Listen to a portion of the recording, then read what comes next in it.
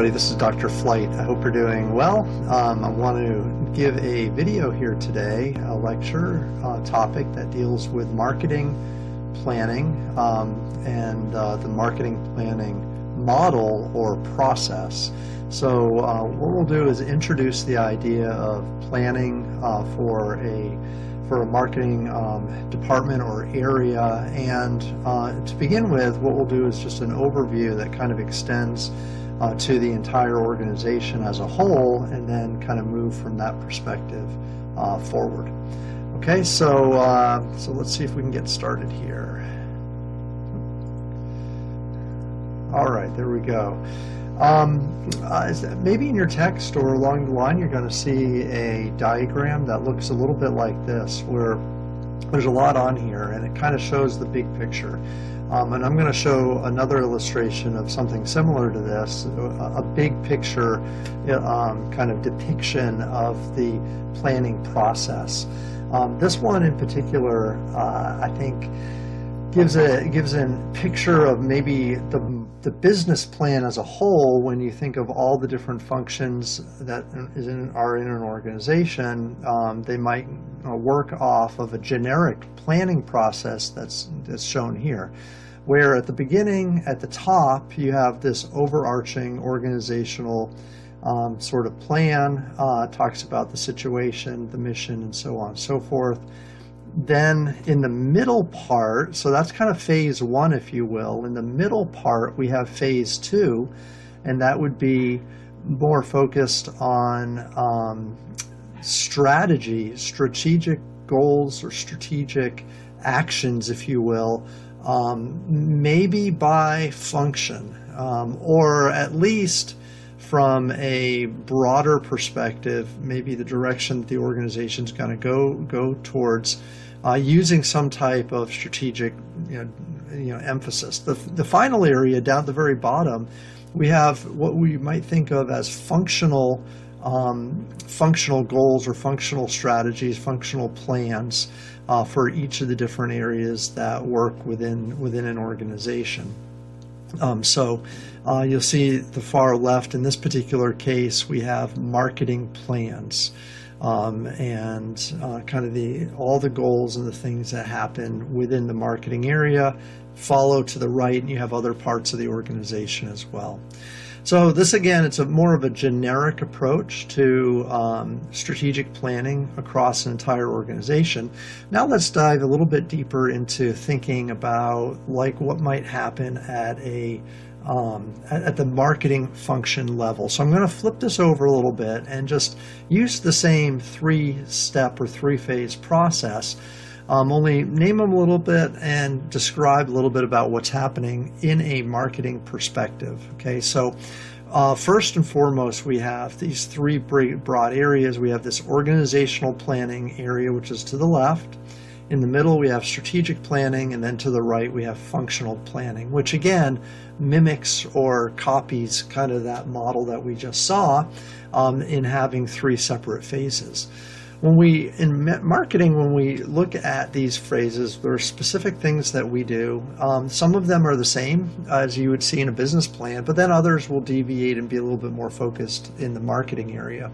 When we start to do organizational planning, however, this would happen at a very high level in the organization, like the C-suite community, the chief marketing officer, chief executive officer, chief financial officer, chief anything else officer that you can think of, would be involved a lot of times in kind of thinking about the business or organization from this point of view. And this is where, like the business plan, we do an assessment of the business situation.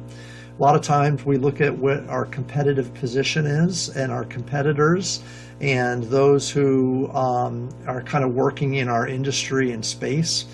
We are very attuned to long-term trends that are happening within our industry or our kind of place of business, or where we are from an industry perspective. Those might be very macro, like macro trends that are happening in the broader business environment. We spend a lot of time thinking about our internal strengths weaknesses, our internal resources. We'll actually talk about something down the road called resource advantage theory in marketing, which suggests that the things that we have resources in tend to lead us towards where our distinctive capabilities are. Which is another thing that we look at. And just in general, in this space, we're planning for a very long time horizon, a long-term business model, and kind of where we think we'll be 5, 10, 15, 20 years from now.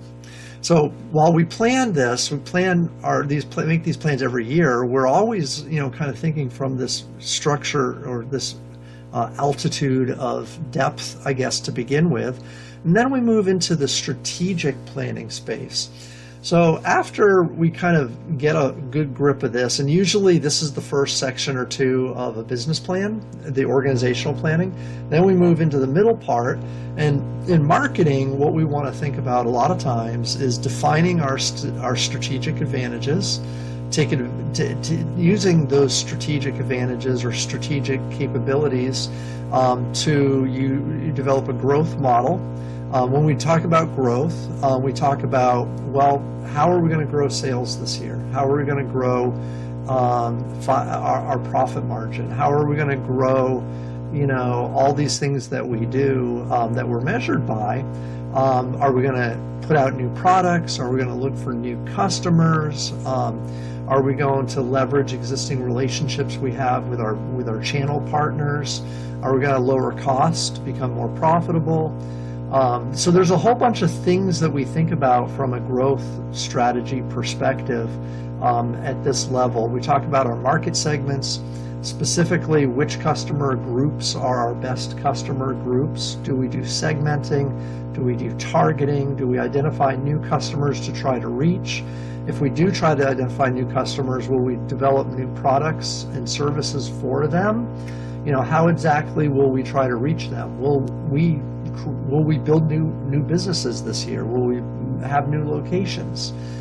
All those types of things kind of go into this area. We also have customer relationship management, which is CRM on the screen, and kind of some of these larger institutional programs that we might do, but need to be managed in a shorter period of time. So as opposed to organizational planning, strategic planning has a much shorter time horizon, where we're looking to launch these initiatives in the next year to 3 years probably, and really kind of like the decisions we're making in this space are midterm in length, not long-term, and certainly not short-term, but they're going to have some pretty lasting impacts in terms of what we do. The final space is this functional planning, which again mimics that broader planning model that we just saw a little bit ago. So in functional planning, this is where you start to go back to the origin of the 4 Ps. When we think about executing a business or marketing plan, somebody has to execute it. So if we're launching a new product, great, but we're going to have to distribute that new product. We're going to have to communicate and build awareness and promote that product. We're going to have to assign that product a monetary value and pricing. And that pricing has to coexist with the expectations of our market and our cost expenditures in order to produce that product.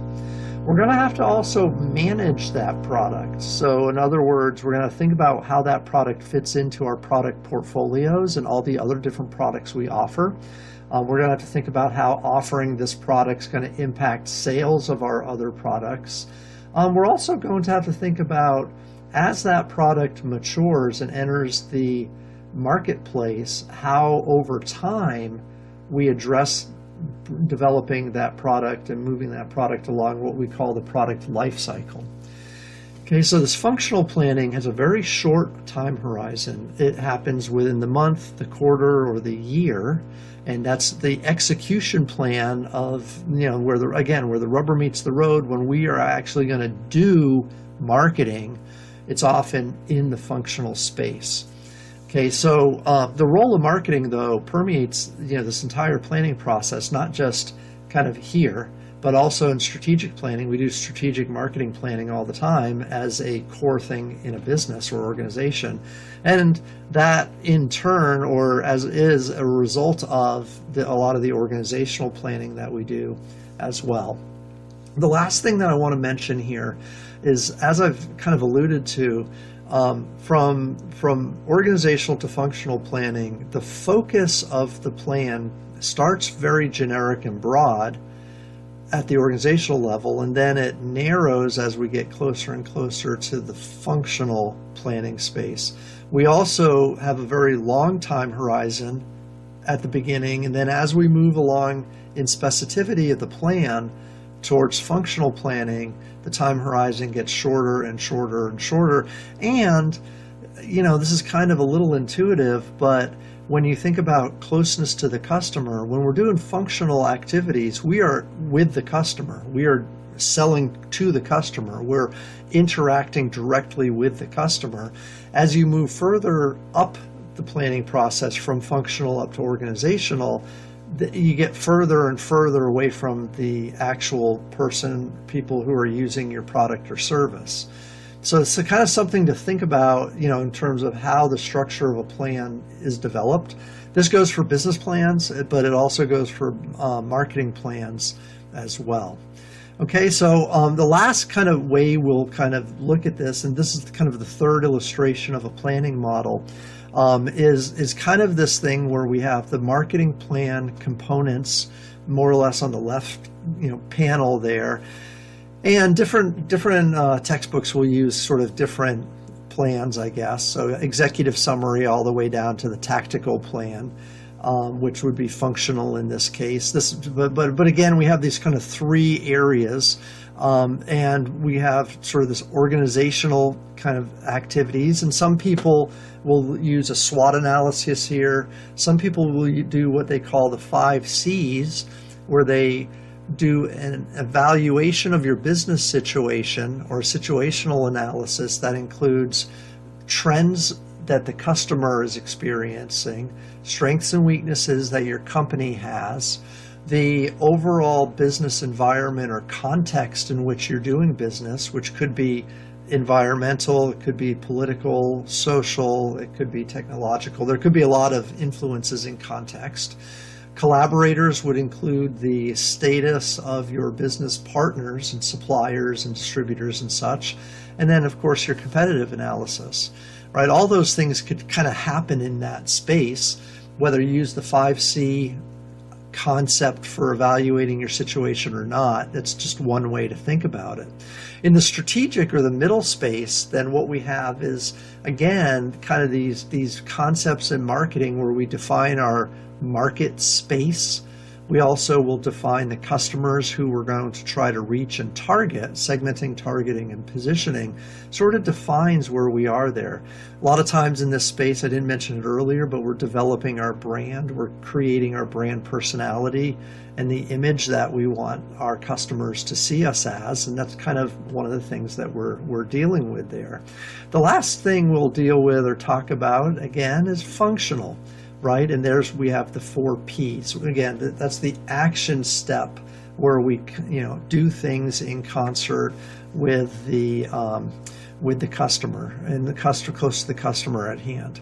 Finally, we'll say that again at the organizational level and kind of towards the left, we have a good amount of broad planning, broad scope, long time horizon, which then, as we move to the right towards functional, narrows the scope of our emphasis in our plan and our planning, and it shortens the time horizon in terms of when things will be executed and the overall kind of broadness or scope of the plan itself. Okay, so this is kind of where we are, just kind of a broad planning model, and I want to kind of introduce this section of the course this way. And just talk about, when we're doing that broad stuff, we've got situational analyses, and we have also something that we might think of as the marketing plan. Okay, the marketing plan then is a written document that guides and offers here we see the word blueprint, or an outline of what we intend to do. It also reflects on what we've done in the past. The marketing plan should be very proactive and prescriptive. It should say what our actions, what we intend to do, but also include very specifically what our goals and outcomes are expected from executing the plan. We have, there's overarching organizational goals, and then we have some strategic goals, right? Well, how will we know if we're effective? Well, how will we know if our plan is working, I guess, is the good way to say that, right? So implementation, evaluation, and control are a big thing here. We will say that as we're building our marketing plans, we understand just basically from experience that there will be contingencies or adaptations that have to happen. So as you execute a plan, there will naturally be some built-in opportunities to either change or adapt if the plan isn't working, or if a crisis or some disruptor happens that would otherwise derail our progress that we're making. Okay, so as we go forward, we're going to spend a little bit of time talking about this organizational concept of the mission and the vision. And so, again, this is a very management-y kind of concept or idea that everybody in the organization uses and employs, and sort of sets the stage and kind of identifies how the organization should move forward. And what will guide the organization. So a mission or the mission statement, very specifically, should suggest the business that we are in. Now, we'll talk a little later about not being too narrow or too wide in the kind of breadth of this statement. AT&T's mission is to inspire human progress through the power of communication and entertainment. So this is a kind of a broad statement, right? A vision statement, on the other hand, is slightly different. It's what we want to become. So in one context, it's who we are and what we're, the business that we're in. The other one is an aspirational statement. The vision is an aspirational statement, so it's a little bit different in terms of its context and what we would want to see the firm evolve towards, maybe, reach. So this might not be an obtainable type of a thing, but it's where we want to move towards. And now keep in mind, when we make basic business decisions, in this case, they should all support the business that you're in, as the mission statement suggests, and they should be done in a way that promotes the business as it wants to become. As the vision suggests. IKEA's vision statement is to create better everyday life for many people. So there's a lot of, is this a vision? Is this a mission? Again, I'll let our friends in management really work through those ideas. All I know is, from a marketing perspective, these should be statements that guide our decisions towards the products we're developing, the services that we offer, the attributes and the features of the products, the materials that we use, the customers that we reach and how we reach them, and so on and so forth. There are literally thousands and thousands of decisions that have to be made from a marketer's perspective, but having these key core principles to help guide us certainly helps in that respect. Okay, so with that in mind, we can't have a mission that's too broad. If it's too broad, then it won't be actionable. It won't be easy to understand. It'll be too vague, and that can be a challenge. Simultaneously, narrow missions are problematic as well. So if a narrow mission is created, then one of the challenges, and we'll talk about this a little bit in a second, is that if your business model has to change, then your mission may hold you back from changing. If the market decides it wants a different type of product, or if technology is introduced making your business model obsolete, if your mission is too narrow, then that's going to cause a significant problem. We actually call that something called marketing myopia. And it means that you're focused too narrowly on one topic and you're not able to move away from it. And this happens actually lots and lots of times. There's lots of cases where companies have gone out of business because they misinterpreted what their business was and they too narrowly defined themselves in the marketplace. The last thing we'll say here is something called mission stability. It refers to the frequency of modifications to the mission statement. And ideally, market stability and product market stability is something that that we want to be able to manage around, or we want to be able to manage through. And if, again, this is a case where if your mission statement's too narrowly focused, you might find yourself rephrasing or creating new mission statements frequently. If that happens, it means that you're probably kind of not capturing in a generalizable enough sense your mission statement, and that could be problematic. I'm going to show you a couple examples here, and just kind of pictures, if you will, of how I mentioned this concept called product markets, and this is kind of product market structure. This is a good topic to talk about in the future as well. But basically the idea is when a product category is created, a lot of times the product category is fairly narrow, and then over time the product category grows and grows and grows. So here in the 1940s, you can look at this kind of graph, and this is kind of going to be the worldwide non-alcoholic beverage market. So just kind of think of non-alcoholic beverages that probably don't include water, outside of water, something that you go to the store to buy. And in the 1940s, we had soft drinks, coffee, tea, milk, and we had Kool-Aid kind of emerge. Before then, we didn't have Kool-Aid, of course, and before that, we didn't have soft drinks, but we had milk and we had coffee and tea. And then, you can kind of see how there's an evolution here over time as the market for non-alcoholic beverages kind of evolves and develops over time.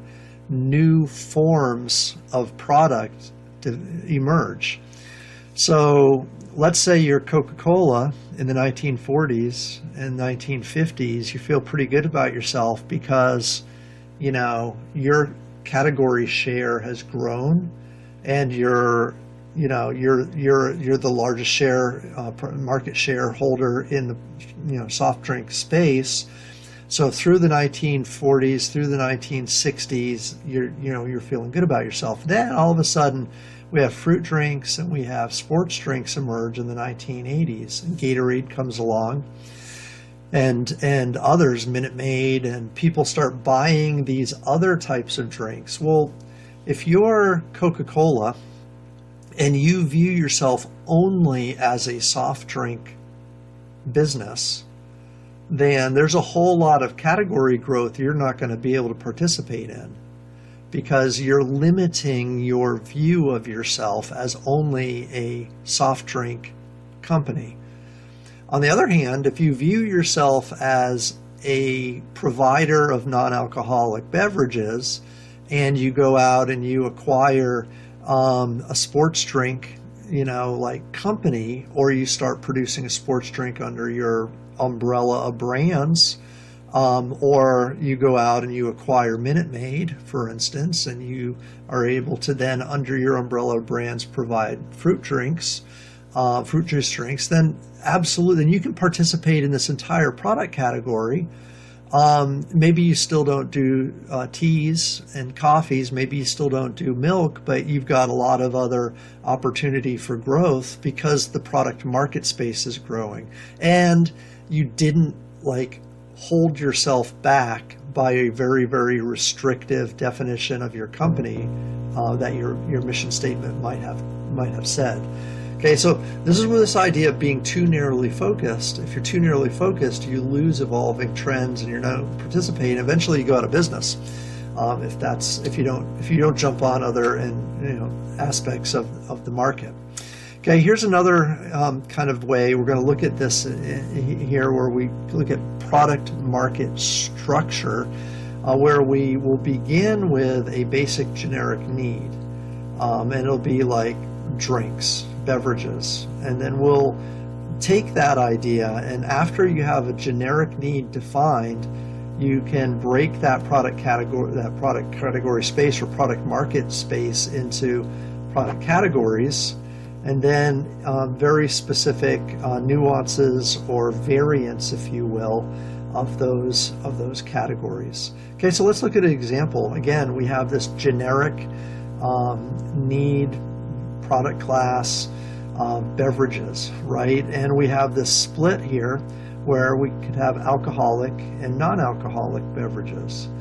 And so if I only define myself as an alcoholic beverage company, then I wouldn't be able to really participate in the whole rest of the market if that's how I define myself, and vice versa. Now let's just push ourselves a little further and look at some variants. If we go down the non-alcoholic route, we have all these different variants here. And again, this is where we're talking about if you only define yourself as a juice company and you don't define yourself as a beverage company, then you're going to miss the opportunity to participate in all these other different possible product categories. And we can even define ourselves a little further in the soft drink space.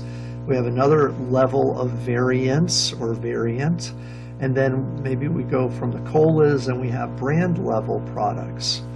Okay, so when we talk about product markets, a lot of times we analyze and think about product market space. Now, this is moving away from the idea of mission statements. This is moving away from a little bit about organizational planning, except that when you do planning, you need to know what's happening, in that product market space, in that environment around you. Also, when you do strategic planning later on, we need to know what's happening here in these as well.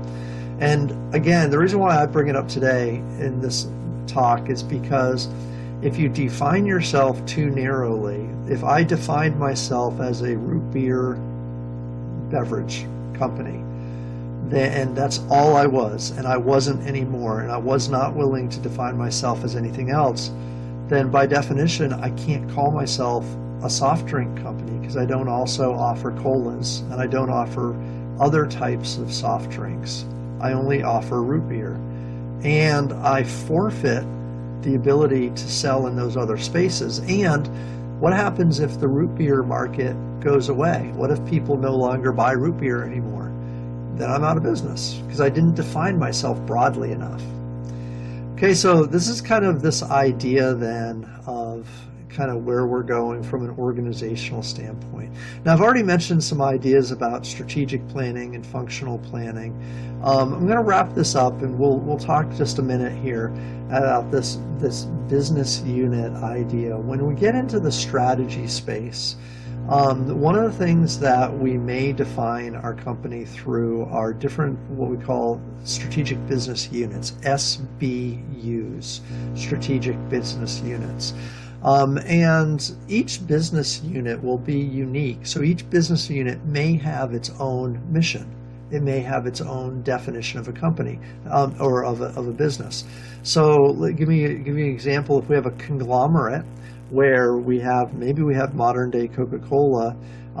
Coca-Cola has their Coca-Cola brand products, but they also have Powerade branded products. They also have Minute Maid branded products.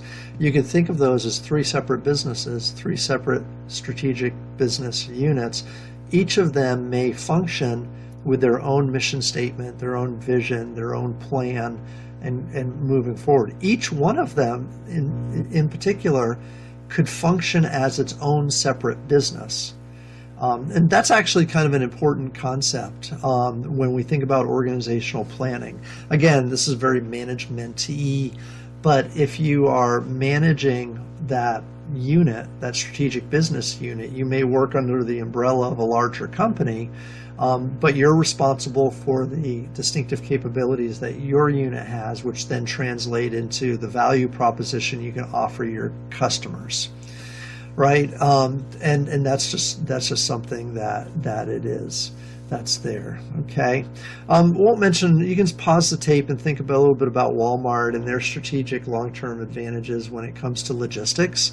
Logistics for Walmart has been one of their signature key differentiators, in the sense that their ability to move product efficiently has been something they've used to gain a leveraged competitive position for decades and decades and decades. And again, kind of talking about strategy and what those things can do for you, we might think of those as what we do before we get to functional, but how we gain a competitive advantage. Okay, last thing, functional goals and objectives. Again, kind of this last phase of the planning process. The key thing here, again, a lot of folks spend enormous amount of time in this space of the product plan or of the marketing plan and organizational plan, because this is where a lot of the metrics are driven from.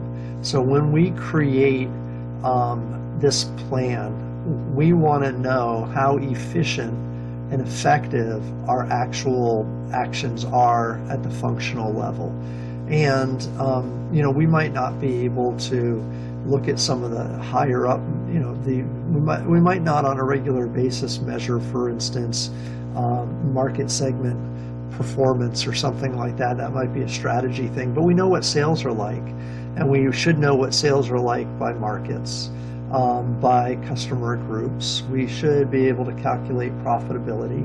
All of the things that you see here, market share and things like that, are certainly what we're going to measure and we're going to base our goals and objectives on. This is not a science of guessing.